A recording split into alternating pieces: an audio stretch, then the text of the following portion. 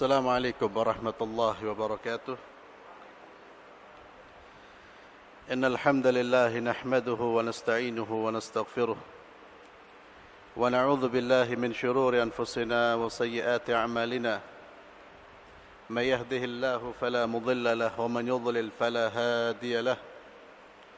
وأشهد أن لا إله إلا الله وحده لا شريك له وأشهد أن محمدا عبده ورسوله لا نبي بعده. قال الله تبارك وتعالى في كتابه الكريم: يا أيها الذين آمنوا اتقوا الله حق تقاته ولا تموتن إلا وأنتم مسلمون. يا أيها الناس اتقوا ربكم الذي خلقكم من نفس واحدة وخلق منها زوجها وبث منهما رجالا كثيرا ونساء واتقوا الله الذي تساءلون به والأرحام إن الله كان عليكم رقيبا. يا أيها الذين آمنوا اتقوا الله وقولوا قولا سديدا يصلح لكم أعمالكم ويغفر لكم ذنوبكم ومن يطع الله ورسوله فقد فاز فوزا عظيما. أما بعد، معاشر المسلمين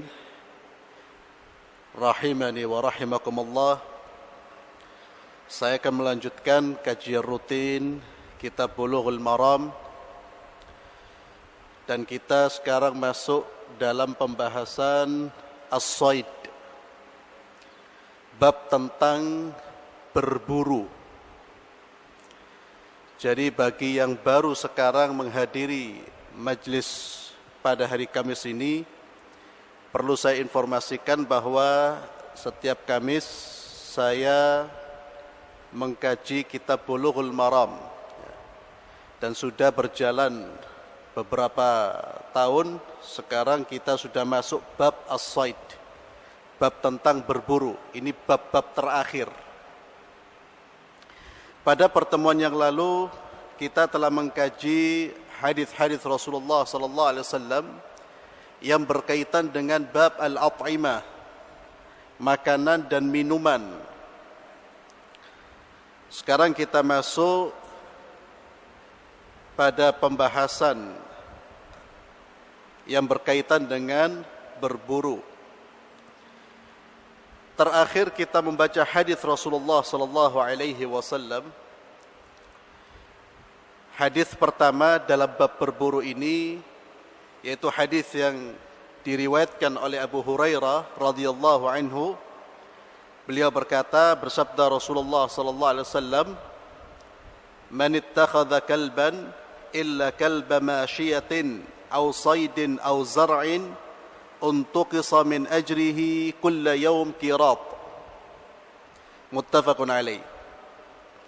Siapa yang memelihara anjing, kalb, kecuali anjing yang digunakan untuk menjaga hewan ternak atau anjing yang digunakan untuk berburu atau anjing yang digunakan untuk menjaga ladang atau tanaman.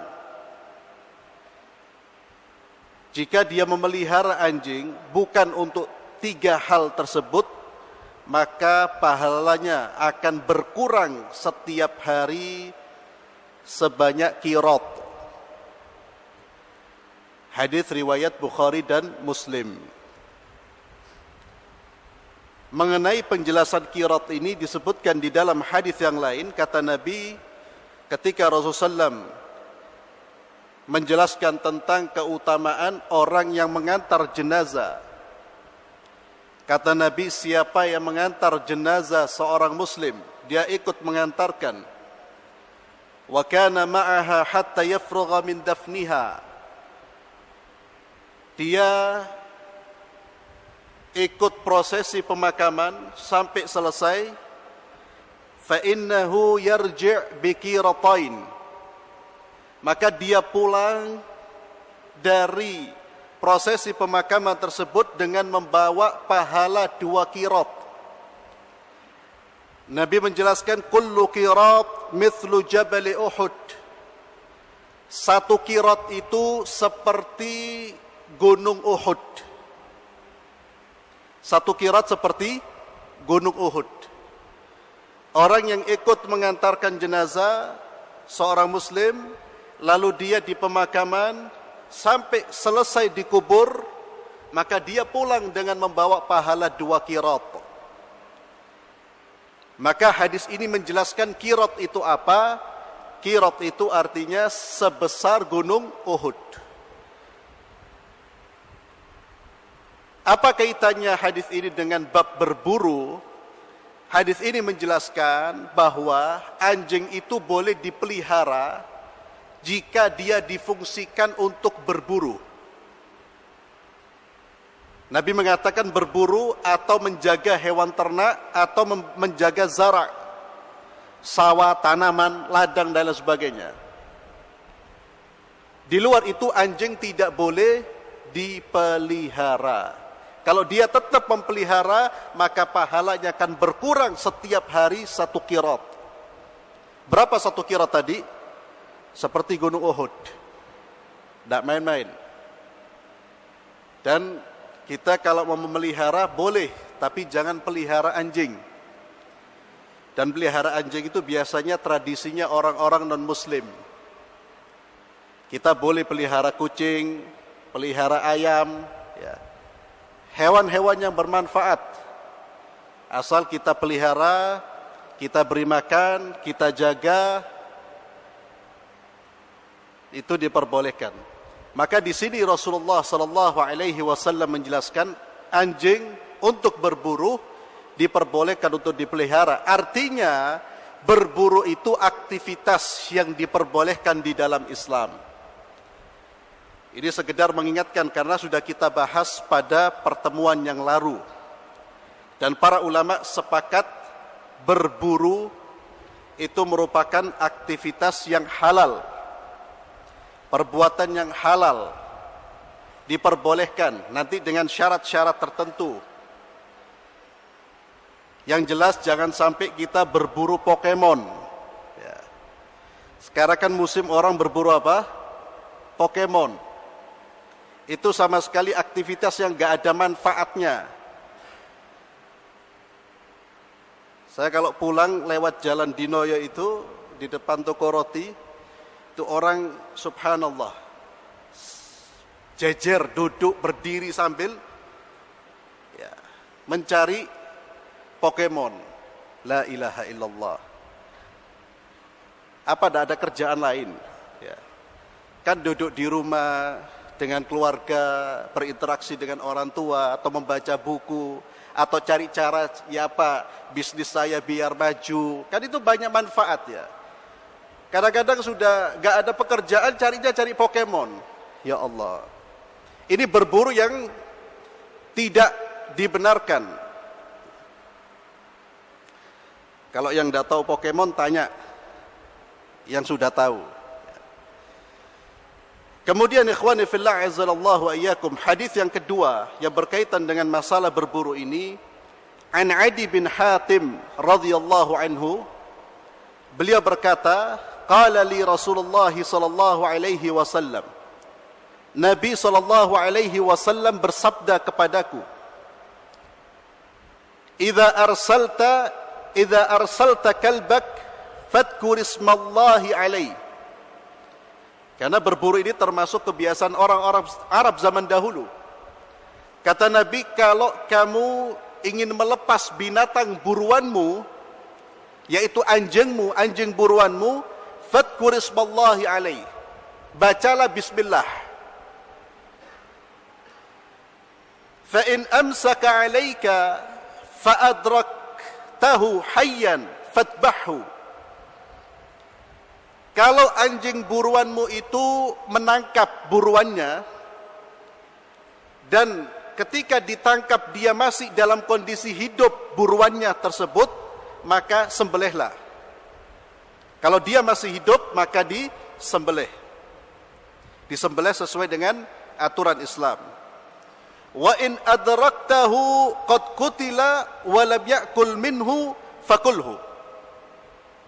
Kalau binatang buruan tersebut engkau dapatkan, dia sudah terbunuh, dan anjing yang digunakan untuk memburu ini tidak memakannya, maka makanlah binatang buruan tersebut. halal. Wa in wajadta ma'a kalbika kalban ghairahu wa qad qatala fala ta'kul. Kalau dalam perburuan tersebut ternyata selain anjingmu ada anjing lain dan binatang buruannya sudah mati, maka jangan dimakan. Karena bisa jadi yang membunuh buruan tersebut, binatang tersebut adalah anjing orang lain, bukan anjingmu. Fa innaka la tadri ayyuhuma qatalahu. Karena engkau tidak tahu anjing mana yang membunuh buruan tersebut. Jadi binatang buruannya tentu binatang yang halal dimakan. Sudah kita bahas definisi buruan itu memburu binatang yang memang tidak bisa didapatkan dengan cara biasa, harus dengan cara memburu, dan binatang tersebut halal dimakan. Wa in ramaita bisahmika, kalau engkau hendak melemparkan anak panahmu, fadhkur ismallahi ta'ala, maka ucapkan bismillah. Fa in ghaba anka yawman, ketika kamu melemparkan anak panahmu terkena binatang tersebut, lalu dia ghaba anka, dia menghilang, satu hari dia menghilang dan engkau tidak mendapatkan binatang tersebut kecuali ada bekas anak panahmu, fakul in syi'ta, kalau kamu mau makanlah binatang tersebut. Karena ada indikator binatang tersebut mati karena hasil dari berburunya. Wa in wajadtahu ghariqan fil ma', kalau engkau mendapatkan binatang buruan tersebut ternyata tenggelam, fala ta'kul, jangan kamu makan. Hadis ini diriwayatkan oleh Imam Bukhari dan Muslim. Kemudian dalam riwayat yang lain, Adi bin Hatim juga, beliau berkata, aku bertanya kepada Rasulullah sallallahu alaihi wasallam an saydil mi'rad, bertanya tentang berburu dengan tombak. Maka Nabi menjawab, idza asabta bihaddihi fakul, kalau kamu berburu dengan tombakmu, lalu tombakmu itu membunuh hewan buruan tersebut dengan bihaddihi, dengan bagian tajamnya, maka makanlah. Tapi jika dia terkena bi'ardhihi, dengan bagian kayunya, yakni bagian tumpulnya, dia mati, maka jangan dimakan. Fa innahu waqidh, binatang tersebut adalah termasuk binatang yang mauqudha, yang mati karena tertimpa benda-benda tumpul kemudian dia mati. Itu salah satu binatang yang tidak boleh dimakan, bangkai. Fala ta'kul, maka janganlah kamu memakannya. Kemudian dari Abu Tha'laba radhiyallahu anhu, dari Nabi sallallahu alaihi wasallam, beliau bersabda, idza ramaita bisahmik, jika engkau melemparkan anak panahmu, faghaba anka, lalu binatang tersebut menghilang, fa adraktahu, lalu engkau dapatkan, fakulhu ma lam yuntin, maka boleh kamu makan selama tidak menjadi bangkai, sudah tidak mengeluarkan bau busuk. Hadis riwayat Imam Muslim. Ikhwani fillah, azzalallahu wa iyyakum, tiga riwayat tadi memberikan pelajaran kepada kita. Yang pertama, ibahatu saydil kalbil mu'allam lis-sayd, diperbolehkan berburu menggunakan anjing yang sudah terlatih. Sebagaimana firman Allah Subhanahu wa taala, "Wa ma 'allamtum minal jawarih." Binatang-binatang buas yang sudah kamu latih sehingga dia menjadi terlatih.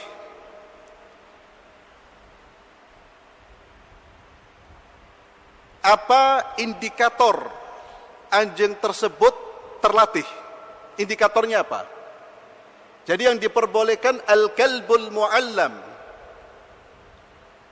yang terlatih, anjing yang terlatih, atau binatang buas yang terlatih, menurut pendapat mayoritas para ulama. Apa indikatornya hewan tersebut dianggap sudah terlatih.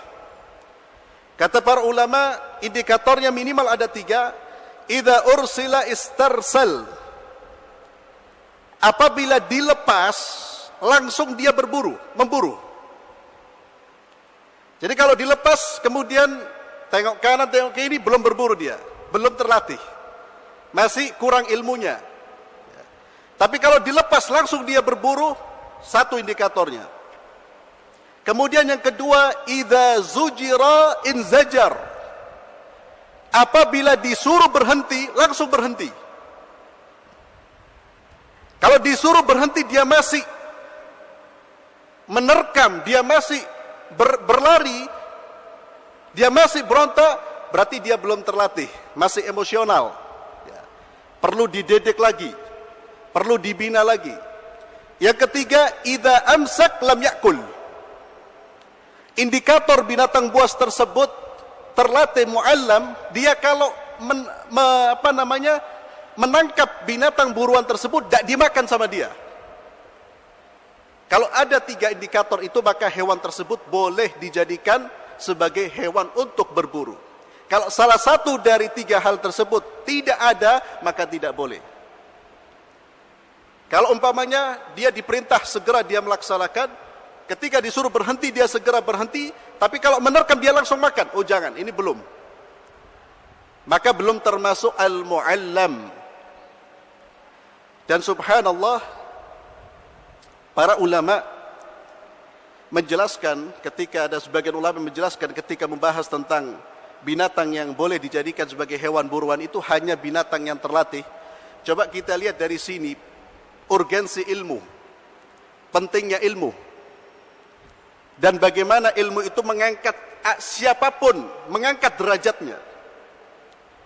Anjing itu tidak boleh dipelihara, tapi kalau dia mu'allam, dia terlatih, dia boleh dipelihara untuk berburu. Dan hebatnya, hasil tangkapannya halal, sebelumnya haram. Karena apa? Karena terlatih, dia mu'allam. Kalau hewan saja terangkat derajatnya dengan ilmu, apalagi manusia.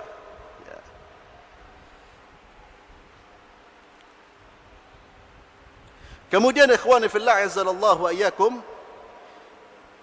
menurut mayoritas para ulama, tidak dihalalkan as-sayd, hasil binatang buruan yang ditangkap atau mati tanpa lam yudhkar ismallahi ta'ala alaih inda irsali jari. Binatang buruan yang ditangkap oleh binatang pemburu yang tidak dimulai dengan ucapan basmalah. Ini menurut pendapat mayoritas para ulama. Allah berfirman, "Wala ta'kulu mimma lam yudhkar ismallahi alaihi wa innahu lafisq." Jangan kamu makan binatang-binatang yang disembelih tanpa menyebut nama Allah. Nabi juga bersabda, "Idza arsalta kalbak fadhkur ismallahi alaih."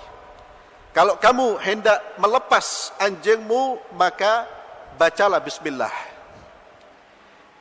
Fa inna tarka tasmiya 'amdan fa madhhab jumhuril ulama wa minhum al-a'immatu ats-tsalatsa Abu Hanifah wa Malik wa Ahmad annaha la tahil. Sesungguhnya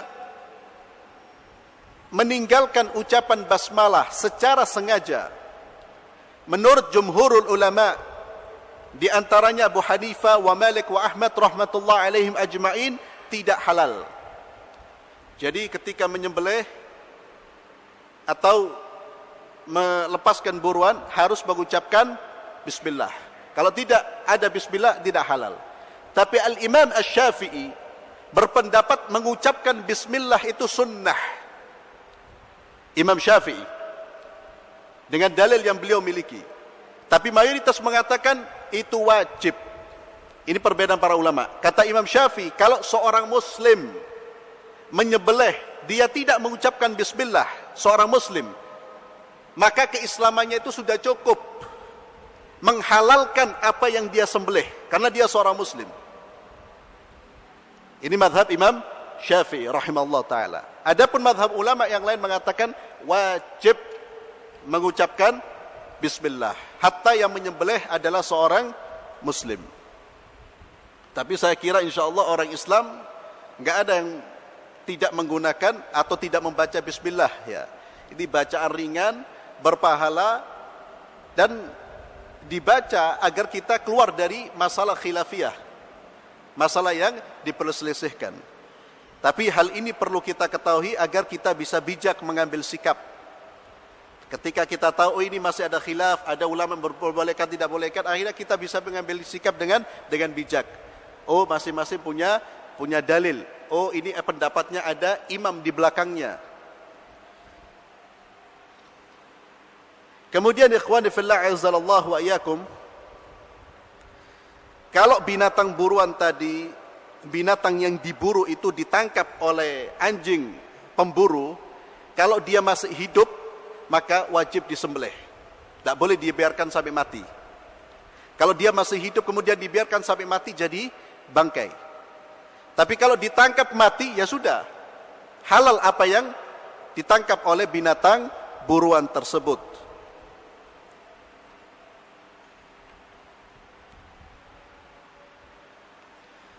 Kemudian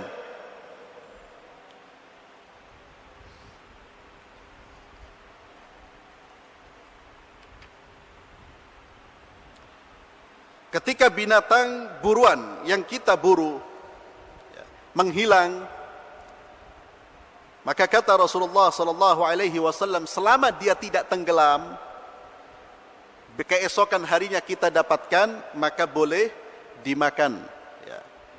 Apalagi ada indikator bahwa hewan itu mati karena buruan kita, dan juga dengan syarat malan yuntin, selama tidak mengeluarkan bau busuk, ya, nutun. Ikhwani fillah azzalallahu wa iyyakum, memburu selain menggunakan binatang buas yang terlatih dengan indikator tadi, boleh juga menggunakan benda-benda tajam. Ya, nanti akan akan saya baca hadis-hadisnya di bab tentang az-zabaih, tentang hewan sembelihan. Dari Aisyah radhiyallahu anha, anna qauman qalu lin-nabi sallallahu alaihi wasallam. Aisyah berkata, ada suatu kaum yang datang kepada Rasulullah sallallahu alaihi wasallam bertanya kepada Nabi, "Ya Rasulullah, inna qauman ya'tunana bil lahmi." Ya Rasulullah, sesungguhnya ada suatu kaum atau beberapa orang yang menghidangkan daging kepada kami. Di dalam riwayat Bukhari, wa kanu hadithi ahdi bil kufr. Sedangkan orang-orang yang menghidangkan daging kepada kami ini adalah orang-orang yang baru masuk Islam. La nadri, kami tidak tahu, adzakaru ismallahi alaihi amla. Kami tidak tahu apakah mereka menyembelih hewan yang dihidangkan kepada kami ini, mereka mengucapkan bismillah apa tidak? Kenapa dipertanyakan? Karena orang-orang ini baru masuk Islam. Dikhawatirkan mereka belum mengerti tentang hukum menyembelih atau tata cara menyembelih sesuai dengan syariat. Maka yang menerima daging ini khawatir. Ya apa ini Nabi? Bagaimana Nabi? Ini ada orang Muslim tapi mu'allaf, baru masuk Islam, menghidangkan daging kepada kami. Kami tidak tahu apakah mereka menyebutkan nama Allah apa tidak. Apa jawab Rasulullah sallallahu alaihi wasallam? Sammallaha alaihi antum wa kuluh. Kata Nabi, bacalah bismillah lalu makanlah. Bacalah bismillah lalu makanlah. Hadis ini diriwayatkan oleh Imam Bukhari. Jadi kalau ada daging kita tahu dari seorang muslim atau disembelih dari seorang muslim, bismillah dimakan. Tidak perlu ditanya, ente pakai bismillah apa enggak? Tidak perlu. Itu namanya sikap memaksa diri yang dicela dalam Islam. Cara menyembelihmu ya apa? Coba praktekkan. Loh. Ya.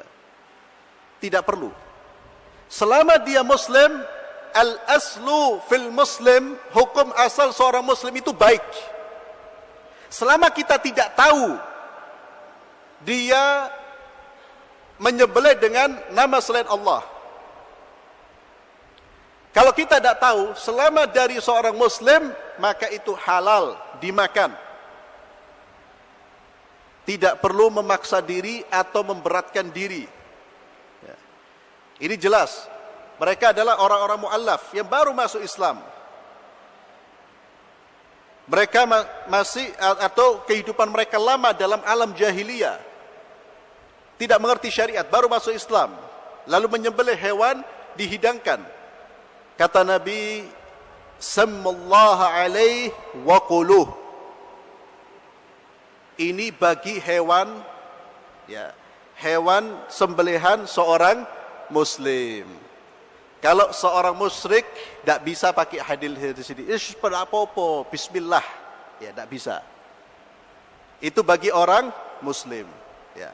Mohon maaf, ada hewan sembelihan dari orang non-muslim, tidak beragama, bukan ahlul kitab, bukan Yahudi wala Nasrani. Dia penyembah pagan, penyembah berhala, dihidangkan. Tak boleh kemudian kita mengatakan insya Allah halal kalau kita ngomong bismillah. Tidak. Karena hadis ini dalam konteks apa? Sembelihan seorang muslim. Ya. Walaupun kita tidak mengetahui, walaupun dia baru masuk ke dalam agama Allah subhanahu wa ta'ala. Kemudian dari Abdullah bin Mughaffal radhiyallahu anhu, anna Rasulullah sallallahu alaihi wasallam naha 'anil khatfi. Nabi sallallahu alaihi wasallam melarang berburu dengan melemparkan batu kecil atau kerikil. Tidak boleh. Kata Nabi, innaha la tasidu saydan. Sesungguhnya cara seperti itu tidak membunuh hewan buruanmu, tidak melukai, tidak mengalirkan darah. Batu besar aja gak boleh karena tumpul, apalagi batu kecil. Wala tanka'u aduwan. Dia tidak bisa membunuh musuh atau hewan buruanmu. Walakinnaha taksirus sinna. Itu hanya bisa memecahkan gigi. Wa takfa'ul ain. Hanya bisa membuat mata tercongkel. Hadis riwayat Imam Bukhari dan Muslim. Maka di dalam hadis ini ikhwani fillah, tidak diperbolehkan orang menyakiti binatang dengan melempar kerikil, batu dengan tangannya. Ini termasuk perbuatan menyakiti hewan yang diharamkan oleh Allah Subhanahu wa taala. Karena kalau kita mempelajari Islam, Islam ini agama rahmat tidak hanya bagi manusia, bahkan hewan pun. Bahkan hewan pun, termasuk hadis ini sebagai dalil. Itu hanya melukai giginya, hanya melukai matanya, tidak diperbolehkan. Melukai hewan saja tidak diperbolehkan, apalagi melukai manusia. Dan perbuatan ini termasuk perbuatan haram. Kata Syekh, termasuk dari perbuatan ini adalah apa yang dilakukan oleh sebagian orang atau biasanya anak-anak kecil, yaitu berburu dengan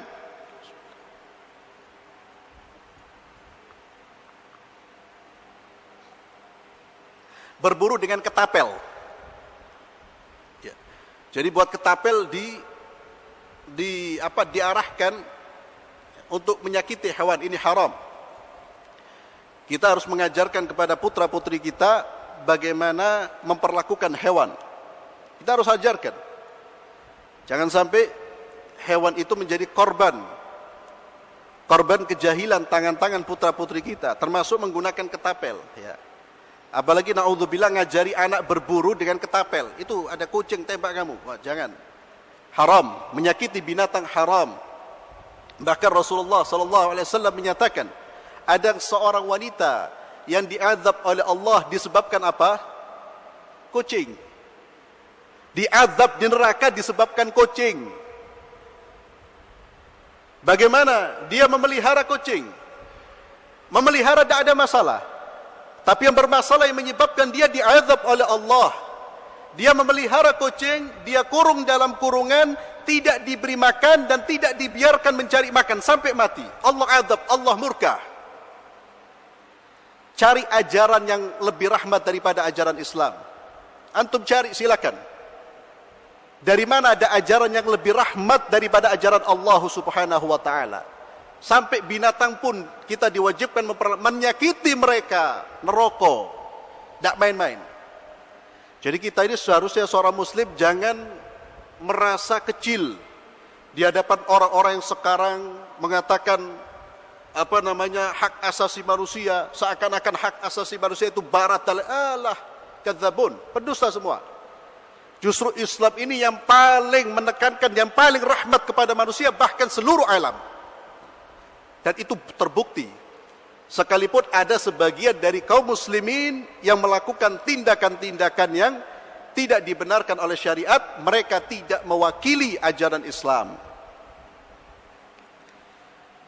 Kemudian dari Abdullah bin Abbas radhiyallahu tabaraka wa ta'ala anhuma, anna Nabi sallallahu alaihi wasallam, beliau bersabda, la tattakhidhu syai'an fihi ruhu ghardan, kata Nabi, rawahu Muslim. Janganlah kamu jadikan, la tattakhidhu syai'an fihi ruh, janganlah kamu jadikan makhluk yang memiliki ruh ghardan sebagai sasaran lemparan. Jangan, kata Rasulullah SAW.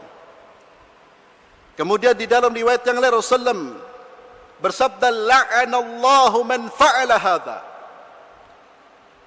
Allah melaknat mereka-mereka yang menjadikan binatang sebagai sasaran lemparan hanya untuk sia-sia. Dilempar begitu saja sampai mati. Allah melaknat pelakunya. Allah melaknat pelakunya. Abdullah bin Umar radhiyallahu tabaraka wa ta'ala anhu pernah melewati pemuda-pemuda yang mengikat seekor burung lalu dijadikan sasaran panah. Tapi mereka memanah bukan untuk berburu, dijadikan mainan. Kata Abdullah bin Umar, Rasulullah SAW melaknat perbuatan kalian. Ya. Jadi berburu pun dalam definisinya bukan untuk mainan atau hanya sekedar menyakiti. Ya. Tapi ada tujuan yang mulia untuk dimakan. Jadi tidak boleh kemudian menjadikan hewan sebagai sasaran. Apalagi ikhwani fillah, hewan diadu domba. Ya. Tabung ayam, sabung ayam atau apa? Iya. Dijadikan sebagai dibuat adu domba sampai kadang-kadang satu mati. Ya. Haram kita nonton. Haram kita nonton, bahkan kita berusaha untuk memberikan nasihat. Ya. Dan sangat disayangkan justru banyak dilakukan di negeri kita ini oleh sebagian umat Islam. Kemudian dari Ka'ab bin Malik radhiyallahu anhu, anna imra'atan dhabahat syatan bihajarin. Ada seorang wanita yang menyembelih seekor seekor kambing bihajar dengan batu. Lalu Nabi SAW ditanya, apakah boleh? Kata Nabi, fa'amara bi'akliha, boleh dimakan, artinya diperbolehkan. Hadis riwayat Bukhari. Kemudian kata Nabi dari hadis Rafi' bin Khadij, ma anharad dam, alat apapun yang bisa mengalirkan darah, wa dzukira ismullahi alaih, dan ketika menyembelih dia mengucapkan bismillah, fakuluh, maka makanlah. Laisa sinna wa dhufur, kecuali gigi dan kuku tidak boleh dijadikan alat untuk menyembelih hewan. Amma sin, adapun gigi, kata Rasulullah, fa'azmun, Gigi itu adalah tulang. Tidak boleh menyembelih hewan dengan tulang. Wa amma dhufur, adapun kuku, famudal Habasyah, itu adalah alat menyembelihnya orang-orang Habasyah, orang-orang Afrika. Hadis riwayat Imam Bukhari dan Muslim. Maka hadis ini mempertegas bahwa yang boleh dijadikan sebagai alat sembelihan adalah benda-benda tajam yang bisa mengalirkan darah, kecuali benda tajam yang terbuat dari asin, gigi, atau dengan kuku. Gigi sekalipun tajam tidak boleh dipergunakan. Begitu juga kuku. Orang menyembelih dengan kukunya tidak diperbolehkan. Dengan benda-benda yang lain diperbolehkan. Kemudian Rasulullah bersabda, kata Jabir bin Abdullah radhiyallahu anhuma, beliau berkata, Rasulullah sallallahu alaihi wasallam melarang membunuh hewan dengan cara disiksa. Sabron itu diikat kemudian dilempari.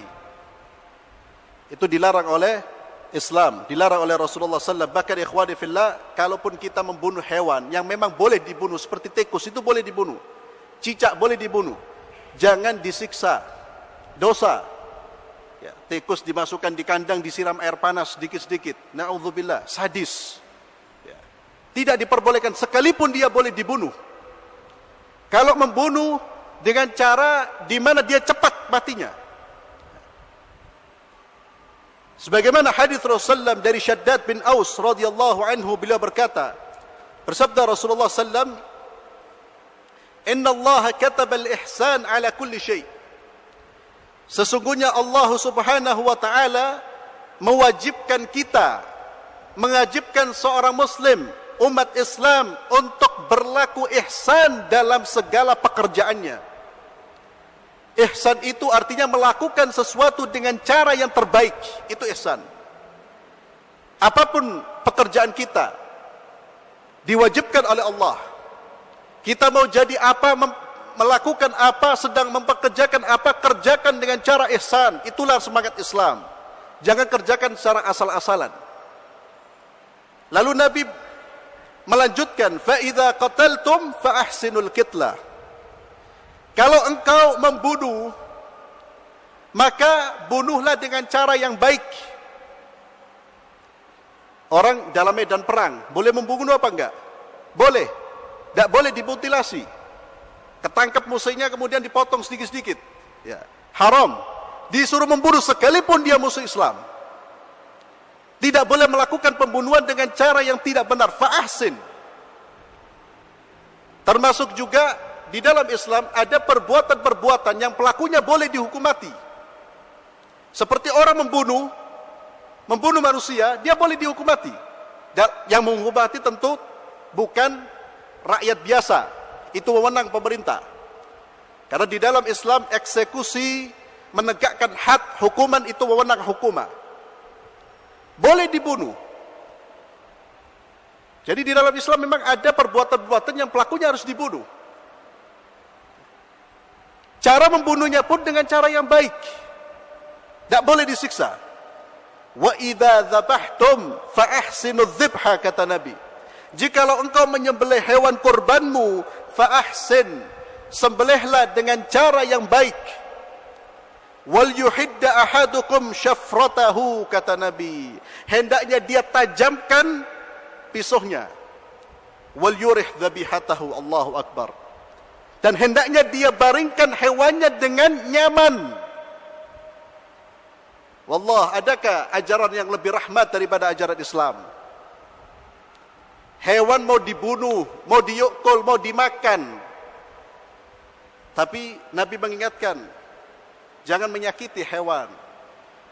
Di dalam riwayat yang lain, Rasulullah SAW melarang kita menyembelih hewan kurban di depan hewan yang masih hidup. Dilarang. Membuat takut hewan. Ini ajaran agama Allah. Ajaran Islam, begitu rahmatnya terhadap makhluk. Tapi memang sayang belum semuanya mempraktekkan. Kalau kita lihat sebagian orang saudara-saudara kita nyembelih hewan itu di depan sahibnya. Sahibnya hewan, kawannya hewan ini disembelih, dikuliti, hewannya ngelihat gini. Stres dia. Padahal ajaran Nabi kita Muhammad sallallahu alaihi wasallam melarang hal tersebut. Subhanallah.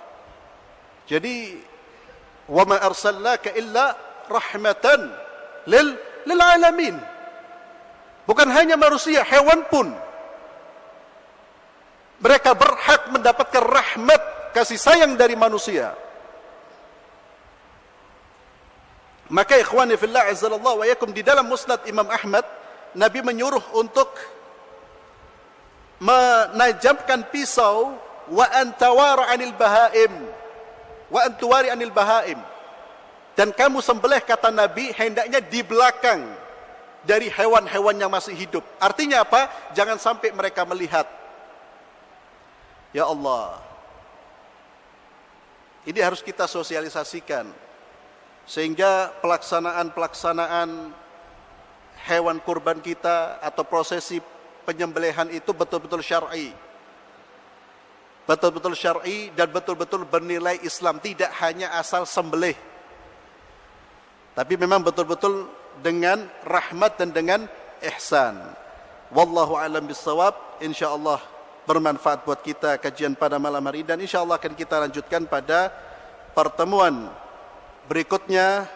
Kita tutup dengan doa kafaratul majlis. Subhanakallahumma wa bihamdik, asyhadu an la ilaha illa anta, astaghfiruka wa atubu ilaik. Wassalamu alaikum warahmatullahi wabarakatuh.